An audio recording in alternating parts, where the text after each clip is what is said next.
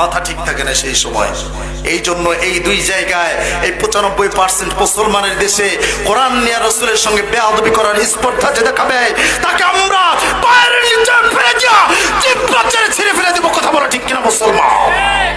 আমার ভাইরা, আল্লাহ রাব্বুল আলামিন এই কোরআনটাকে কোথায় রেখে দিয়েছেন?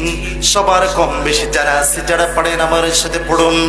বাল হুয়া কুরআনুম মাজিদুন ফি লাওহিন মাহফুজ।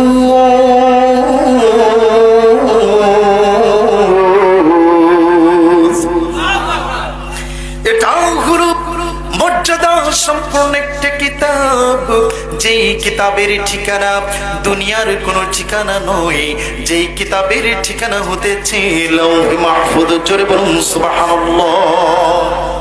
এই কিতাব সায়েন্সের কথা বলে, এই কিতাবটা হলো বিজ্ঞানময় একটা কিতাব। সুবহানাল্লাহ বলবেন না? এই যে আকাশ দিয়ে যে পরিভ্রমণ করছে এটার নাম কি? আকাশ দিয়ে যে উড়ে যায় বিমান, উড়োজাহাজ।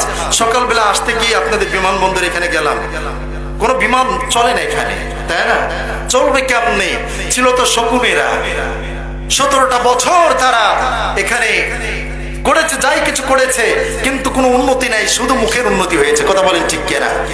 আমরা জিজ্ঞেস করলাম এখানে কত একর জায়গা রয়েছে, বললো প্রায় 70 একর জায়গা রয়েছে, সব পড়ে রয়েছে।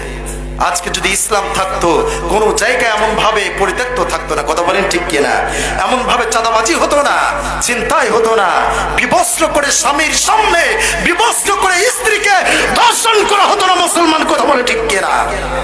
বিনা কারণে আমার কোন কালেমা পড়া ভাইকে পাথরের আঘাত দিয়ে চাঁদার জন্য হত্যা করা হতো না। কথা বলে ঠিক কিনা?